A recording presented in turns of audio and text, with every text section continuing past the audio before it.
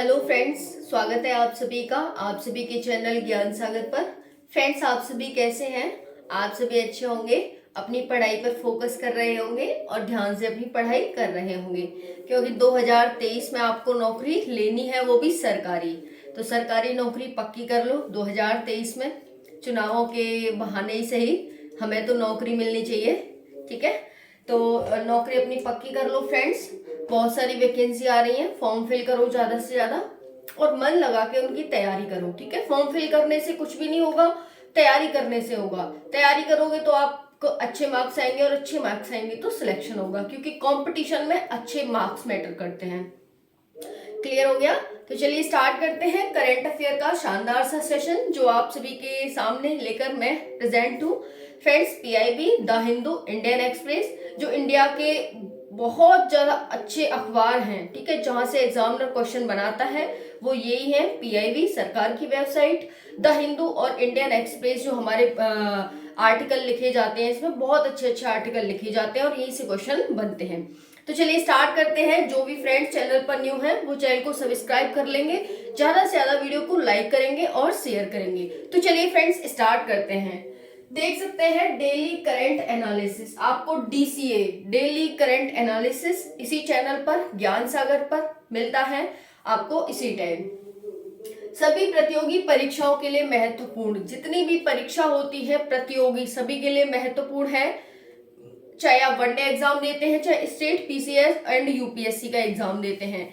Friends, जहां पर आप वनडे एग्जाम देंगे वहां पर आपसे ऑप्शन डाल के क्वेश्चन पूछ लेगा, और जहां पर आप यूपीएससी एंड स्टेट पीसीएस का एग्जाम देंगे वहां से आपसे स्टेटमेंट डाल के क्वेश्चन को पूछ लेगा। ठीक है, तो चलिए मोस्ट इंपॉर्टेंट है सेशन, बिल्कुल भी मिस मत करना, लास्ट तक पूरी वीडियो को देखना। बहुत ही इंटरेस्टिंग है और बहुत ही इंपॉर्टेंट वीडियो है। आपको बहुत कुछ जानने को, सीखने को, समझने को मिलेगा इस सेशन में। ठीक है फ्रेंड्स, तो ये कंटेंट से रिच सेशन है। चलिए स्टार्ट करते हैं। क्वेश्चन फर्स्ट क्या कह रहा है? 29 अप्रैल 2023, अप्रैल का एंड होने वाला है, मई का स्टार्टिंग होने वाली है। न्यू वैकेंसी आई है फ्रेंड्स। जिस भी वैकेंसी की आपको अपडेट चाहिए, जो भी भर्तियां आती हैं, रिजल्ट, एडमिट कार्ड, सबकी अपडेट आपको पीएस स्टडी यूट्यूब चैनल है उसे सब्सक्राइब कर ले, उस पर आपको हर एक वीडियो का नोटिफिकेशन मिल जाएगा। इसी चैनल के जो चैनल अपडेट होता है वहां पर मैंने उसका लिंक पिन कर रखा है, तो चैनल पे जाके इसी वीडियो के पे आप वहां से उस चैनल को सब्सक्राइब कर सकते हैं, जिससे कि आपको हर एक नोटिफिकेशन मिल जाए सरकारी नौकरी का। फ्रेंड्स, क्वेश्चन फर्स्ट क्या कह रहा है हमारा, ध्यान से सुनेंगे। हाल ही में भारत ने किन देशों के साथ संबंधों और सहयोग को गहरा करने के लिए एक त्रिपक्षीय समूह का गठन किया है? क्वेश्चन क्या कह रहा है, समझ आया? दोबारा पढ़ते हैं। हाल ही में भारत ने किन देशों के साथ, भारत ने कुछ देश हैं जिनके साथ, अब कितने देश हैं हमें नहीं पता, किन देशों के साथ संबंधों और सहयोग को, संबंध होते हैं ना, और सहयोग को कि एक दूसरे का हम सहयोग करें, उसको गहरा करने के लिए एक त्रिपक्षीय समूह का गठन किया गया है। अब त्रिपक्षीय, त्रिपक्षीय से आपको कुछ समझ आया होगा कि मैम त्रिपक्षीय है, इसका मतलब इसमें 3 देश हैं। 3 देश कौन कौन से हैं मैम? एक तो पता चल गया कि भारत है, भारत ने किया है, तो 2 और देश बचे। तो चलिए 2 और देश आपको ऑप्शन में दे रखे हैं, ऑप्शन से हम जानने की कोशिश करते हैं कि वो कौन देश है जिनके साथ भारत ने संबंधों और सहयोग को प्रगाढ़ करने के लिए एक समझौते पर हस्ताक्षर किए हैं। मोस्ट इंपॉर्टेंट ये सेशन हो जाता है जब भारत किसी और देश के साथ कोई संबंध बनाता है, कोई भी ऑपरेशन करता है, कोई भी एक्सरसाइज करता है, तो मोस्ट इंपॉर्टेंट हो जाता है। ठीक है, आपको 4 ऑप्शन दे रखे हैं, 4 नहीं, यहाँ पर आपको 5 ऑप्शन दे रखे हैं। ईरान, अर्मेनिया, ऑप्शन बी है अफगानिस्तान, इराक, ऑप्शन सी है अर्मेनिया, अजरबैजान, ऑप्शन डी है रूस और अमेरिका, ऑप्शन ई है जापान और ऑस्ट्रेलिया। इसका राइट आंसर क्या है बताइए? इसका राइट आंसर हो जाएगा फ्रेंड्स, भारत ने हाल ही में ईरान और अर्मेनिया के साथ, कौन है? ईरान और अर्मेनिया के साथ हाल ही में भारत ने एक त्रिपक्षीय समझौते पर हस्ताक्षर किए हैं। आपको एम क्या है इसका समझ आ गया होगा, क्योंकि भारत क्या करना चाहता है, संबंधों को प्रगाढ़ करना चाहता है और एक दूसरे का सहयोग करना चाहता है। कोई भी व्यक्ति ऐसा नहीं है जो संपन्न हो, सब कुछ उसके पास हो। चाहे आप हैं, आप एक टीचर हैं तो आपको डॉक्टर की जरूरत पड़ सकती है, आपको एक इंजीनियर की जरूरत पड़ सकती है, ठीक है। और भी बहुत सारे हो गए जिनकी आपको जरूरत पड़ सकती है। आप सिर्फ एक डॉक्टर का फर्ज निभा आप सिर्फ एक टीचर है तो टीचर का फर्ज निभा सकते हैं, बाकी सभी आपकी जिंदगी में रोल प्ले करते हैं डायरेक्टली और इनडायरेक्टली। वैसे ही हर कोई देश को भी कोई देश संपन्न नहीं होता कि चलो भाई सब देश है तो सब मतलब एक देश है तो उसमें अलग अलग माइंड के लोग रहते हैं, डॉक्टर टीचर है फ्रेंड्स। लेकिन एक देश में एक स्थान पर सारी चीजें नहीं मिल सकती, ठीक है। तो इसलिए हमें एक देश को भी दूसरे देशों की सहयोग की जरूरत पड़ती है। तो यहाँ पर हमारा ईरान और अर्मेनिया राइट आंसर हो जाता है। अब देखो यहाँ पर भारत, ईरान, अर्मेनिया ये त्रिपक्षीय समूह बना है हाल में। तो आपसे पूछा जा सकता है हाल ही में भारत ने 2023 में किन देशों के साथ मिलकर एक त्रिपक्षीय समूह का गठन किया है। आपको इस तरह से 4 ऑप्शन देगा और पूछ लेगा। तो ईरान और अर्मेनिया के साथ भारत ने किया है। हाल ही में भारत ने त्रिपक्षीय समूह का गठन किया, उसमें कौन कौन से देश हैं। ओके, तो ये हो गया। अब देख सकते हैं उद्देश्य क्या है, क्षेत्रीय सहयोग को मजबूत करने के उद्देश्य से, संबंधों को सहयोग को मजबूत, किसके, क्षेत्रीय सहयोग में। तो क्षेत्रीय सहयोग को मजबूत करने के उद्देश्य से भारत ने इस पर हस्ताक्षर किया, ये समझौता किया है। अब देखेंगे प्रतिनिधित्व मंडल। प्रतिनिधित्व, अभी जो इसकी मीटिंग हुई, इस पर हस्ताक्षर हुए, त्रिपक्षीय समूह का गठन किया है। इसका जो प्रतिनिधित्व किया वो किसने किया। तो प्रतिनिधित्व मंडल में भारत की तरफ से संयुक्त सचिव जेपी सिंह थे। भारत के जो संयुक्त सचिव हैं जेपी सिंह, वो थे भारत की तरफ से। ईरान की तरफ से विदेश मंत्री के सहायक सैयद रसूल मौलवी थे, तो ईरान की साइड से देख लेंगे। फिर है अर्मेनिया, अर्मेनिया की साइड से उप विदेश मंत्री मंतशकन सफरियन थे। ये 3 नाम है, इंपॉर्टेंट है, आपसे पूछा जा सकता है। हाल ही में भारत ने त्रिपक्षीय समझौता किया है, उसमें से ईरान की तरफ से किसने अपनी भूमिका निभाई, ईरान की भूमिका किसने निभाई। तो 4 ऑप्शन देगा, आपसे पूछ लेगा, इंपॉर्टेंट हो जाता है, इसीलिए आपको ध्यान रख लेना है। मैंने यहाँ इसलिए लिखा कि यहाँ पर मैंने दिखावे के लिए लिखा है, एग्जाम में आएगा मैंने इसलिए लिखा है, इंपॉर्टेंट है मैंने इसलिए लिखा है, द हिंदू इंडियन एक्सप्रेस में आया है मैंने इसलिए लिखा है। तो ये आप ध्यान रख लेंगे, प्रतिनिधित्व किस तीनों देशों में से किसके, भारत का किसने किया और ईरान का किसने किया और अर्मेनिया का किसने किया। अब आप कहेंगे मैम ये कहाँ पर है ईरान, दिखा दीजिए जरा। तो ये एटलस का मैप है, आप खरीद लेंगे जब भी आपको जानकारी नहीं होती है या फिर जानकारी करनी होती है मैप के बारे में, नक्शा के बारे में, कौन सा देश कहाँ है, तो आप ये कर लेंगे। तो देखो हम खोलते हैं यहाँ पर ईरान है वो एशिया, मध्य एशिया का देश है। तो देखो चलते हैं, ये पूरा एशिया है, एशिया में ईरान पड़ता है। आप यहाँ पर देख सकते हैं ये है इराक और ये है ईरान, ये इराक हो गया और ये ईरान, देखो आपको विजिबल होगा, ये ईरान है हमारा। ओके, अब बात करते हैं अर्मेनिया की। तो अर्मेनिया कहाँ पर है, अर्मेनिया अजरबैजान, आपने नाम सुना होगा, नगोर्नो काराबाख क्षेत्र को लेकर के इन दोनों देशों के बीच लड़ाई होती रहती है। तो हम देखेंगे अब अर्मेनिया कहाँ पर है। देखो फ्रेंड्स, ये यहाँ पर देखेंगे अर्मेनिया, इधर साइड अजरबैजान है और ये अर्मेनिया है, छोटा सा आपको दिखाई दे रहा होगा तो ठीक है। और भारत तो आपको पता ही है, भारत ये रहा। तो इसके बीच और इसके बीच, ये इस तरह से इनके बीच एक त्रिपक्षीय समझौता हुआ है। क्लियर हो गया आपको। तो जब भी आपको मैप खोलना हो इस तरह से खोल सकते हैं और देख सकते हैं। सॉरी, तो चलिए अब हम देखते हैं नेक्स्ट क्या है। नेक्स्ट है फ्रेंड्स, पहला त्रिपक्षीय राजनीतिक परामर्श कब हुआ। पहला त्रिपक्षीय राजनीतिक परामर्श तो अर्मेनिया की राजधानी येरेवन में, ठीक है। कहां पर हुआ, अर्मेनिया की। अब आपसे पूछा जा सकता है कब हुआ है, तो अर्मेनिया की राजधानी ये जो येरेवन है, राजधानी भी याद करेंगे आप, राजधानी पूछ सकता है आपसे। देखो क्वेश्चन कैसे पूछ सकता है, अर्मेनिया की राजधानी क्या है, चर्चा में था तो उसने इस तरह से ले लिया।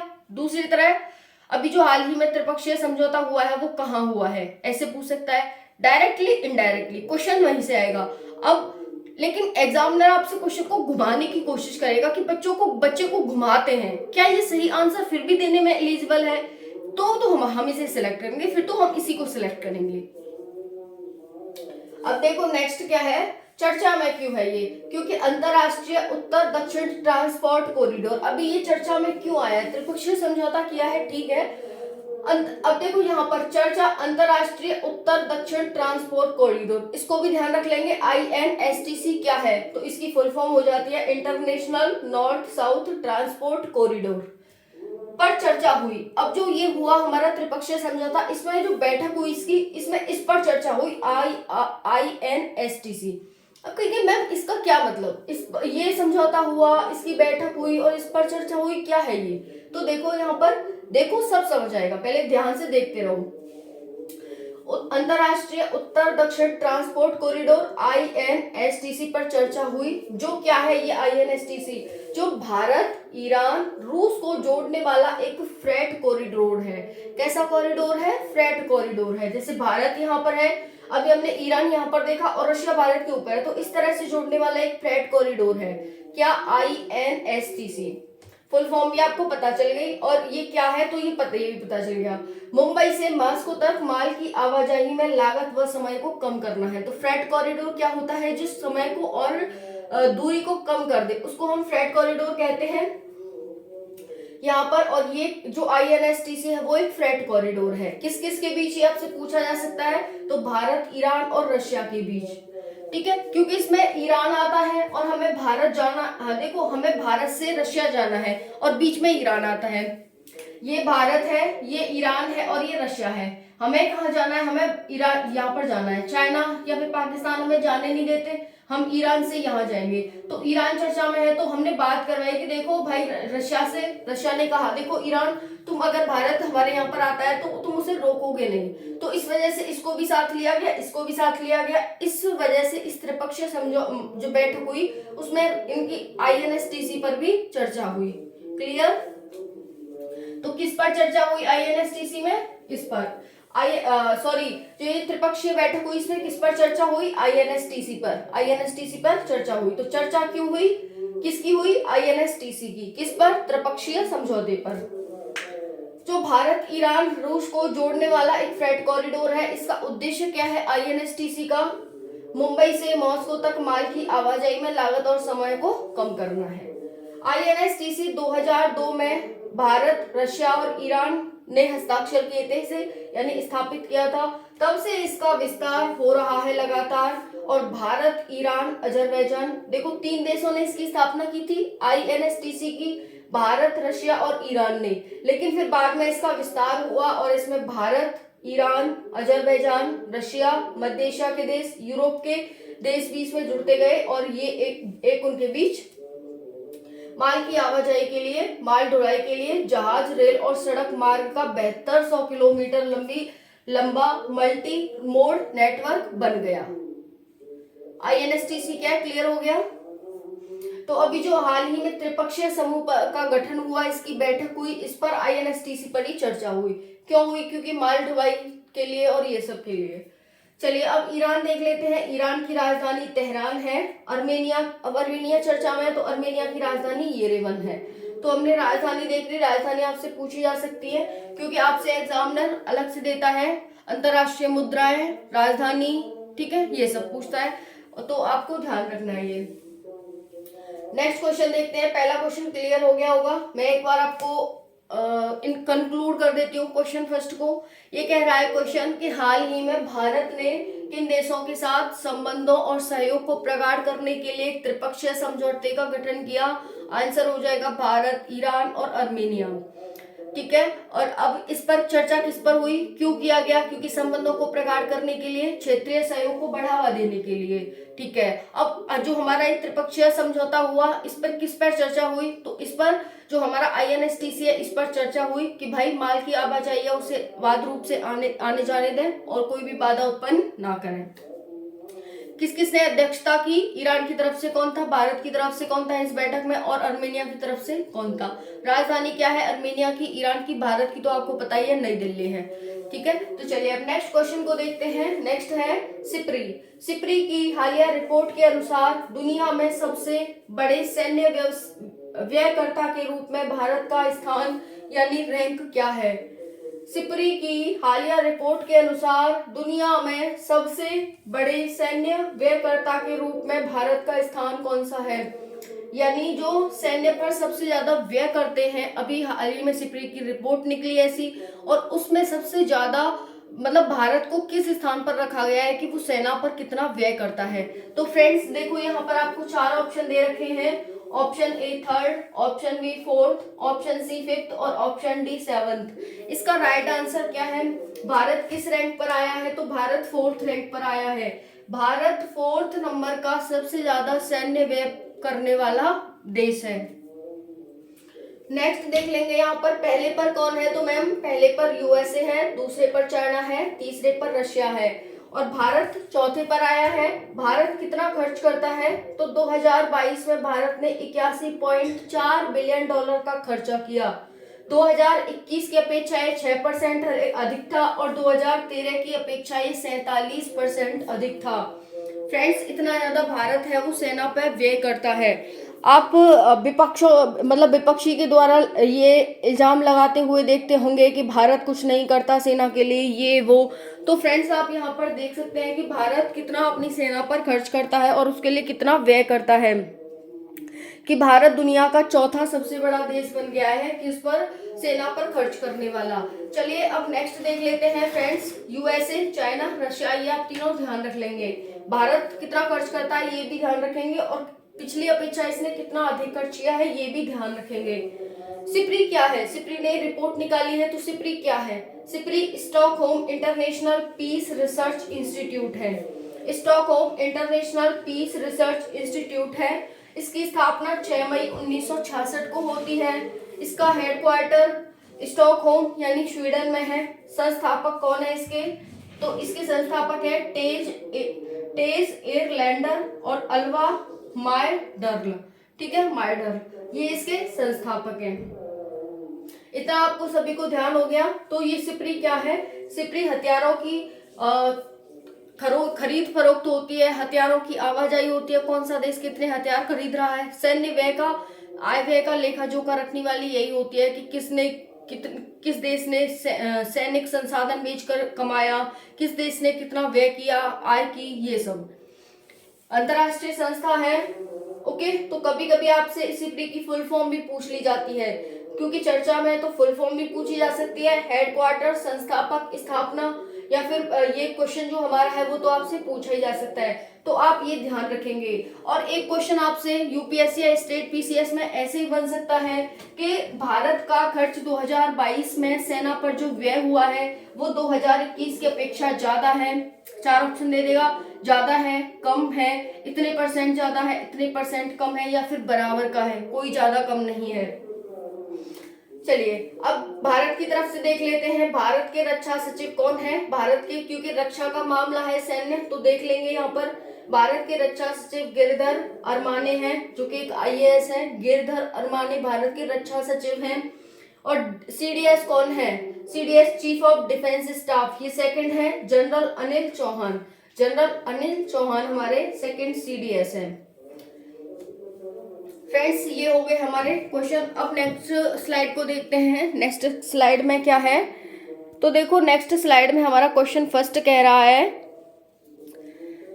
नेक्स्ट स्लाइड में क्वेश्चन फर्स्ट कह रहा है, हाल ही में सरकार द्वारा राष्ट्रीय तकनीकी अनुसंधान संगठन, जिसे एनटीआरओ कहा जाता है, इसके अध्यक्ष के रूप में किसे नियुक्त किया गया है? क्वेश्चन है सिंपल सा, एनटीआरओ के अध्यक्ष के रूप में किसे नियुक्त किया गया है? एनटीआरओ, जिसे राष्ट्रीय तकनीकी अनुसंधान संगठन कहते हैं। अब तकनीकी से आपको पता चल गया होगा कि टेक्नोलॉजी से संबंधित कोई ऑर्गेनाइजेशन है, टेक्नोलॉजी से संबंधित। ठीक है, आप सही समझ रहे हैं। 4 ऑप्शन है, अर्जुन राय, आदिल खान, अरुण सिन्हा और अनिरुद्ध यादव। इसका राइट आंसर क्या हो जाएगा फ्रेंड्स? इसका राइट आंसर हो जाएगा हाल ही में किसे? तो इसका राइट आंसर है अरुण सिन्हा को। अरुण सिन्हा को हाल ही में एनटीआरओ के अध्यक्ष के रूप में चुना गया है। फ्रेंड्स, 2 साल से एनटीआरओ के सलाहकार के रूप में कार्य कर रहे थे ये अरुण सिन्हा। वह 1984 बैच के केरल कैडर के आईएएस अधिकारी हैं। 3-4 महीने से पद खाली चल रहा था, एनटीआरओ का कोई अध्यक्ष नहीं था। एनटीआरओ क्या है? तकनीकी खुफिया एजेंसी है। सीएजी जो हमारे सीएजी होते हैं और जो सीवीसी होती है उसके द्वारा जांच की जाने वाली एक खुफिया एजेंसी है, यानी सीएजी और सीवीसी इस खुफिया एजेंसी की जांच करते हैं। तो आपसे ऐसे पूछा जा सकता है कि इसकी जांच कौन करता है? तो ये 2 बॉडी है जो इसकी जांच करती हैं। ठीक है, controller editor general of India. अब स्थापना कब हुई थी एनटीआरओ की? 2004 में, 19 साल पहले इसकी स्थापना की जाती है। क्वेश्चन हो गया हमारा। एनटीआरओ के अध्यक्ष हमने देख लिया अरुण सिन्हा को। एनटीआरओ क्या है, ये कौन है, इनका क्या काम था, ठीक है, क्या इनका प्रोफेशन था, जो हमारे अरुण सिन्हा जी चुने गए हैं, तो ये भी आपको पता होना चाहिए।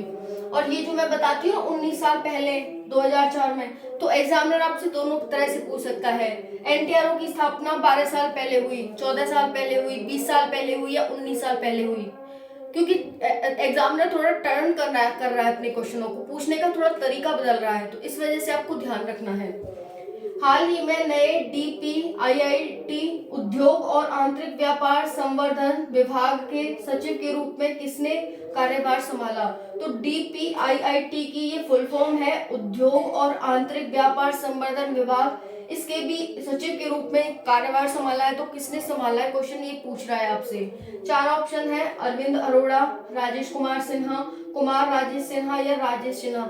मैंने कल आपको एक बात बताई थी कि फ्रेंड जब भी कार्यभार संभालने की बात आती है तो मैं आपको 4 ऑप्शन एक ही क्वेश्चन से रिलेटेड दूंगी, ताकि 4 ऑप्शन आपको लगेंगे कि हाँ राजेश तो है ही, और एग्जामिनर आपको सिर्फ एक ही देता है नाम जो सही होता है, तो राजेश से आप पकड़ लेंगे इजिली। तो इस वजह से मेरा उद्देश्य है कि कुमार राजेश सिन्हा लिखा मैंने, राजेश सिन्हा लिखा, राजेश कुमार सिन्हा लिखा, तो ये मैंने थोड़ा अलग कर दिया। बाकी आगे से मैं ध्यान रखूंगी 4 ऑप्शन आपके एक ही नाम के हों, लेकिन थोड़ा थोड़ा उसमें चेंजेस हो। तो इसका आंसर है राजेश सिन्हा, ठीक है। राजेश कुमार सिन्हा को हाल ही में डीपीआईआईटी के सचिव के रूप में चुना गया है। डीपीआईआईटी है क्या? तो department for promotion of industry and internal trade. तो इंटरनल ट्रेड और इंडस्ट्री को प्रमोट करने वाला एक डिपार्टमेंट है क्या? डीपीआईआईटी। स्थापना कब होती है? 1995 में। 2000 में इसका पुनर्गठन होता है। तो जब भी स्थापना पूछी जाती है तो 1995 बताएंगे आप, पुनर्गठन पूछा जाता है तो 2000 बताएंगे। वर्तमान स्वरूप इसका कब आया? तो वर्तमान में जो स्वरूप है इसका वो आया 27 जनवरी 2019 में। तत्कालीन औद्योगिक नीति और संवर्धन का नाम, पहले इसका नाम ये होता था तत्कालीन औद्योगिक नीति और संवर्धन, इसका नाम बदल करके बाद में उद्योग और आंतरिक व्यापार संवर्धन विभाग कर दिया गया।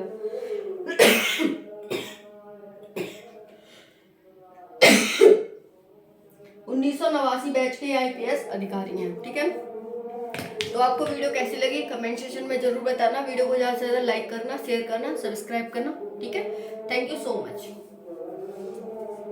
इसकी पीडीएफ आपको कम्युनिटी पर मिल जाएगी थोड़ी देर में। Thank you.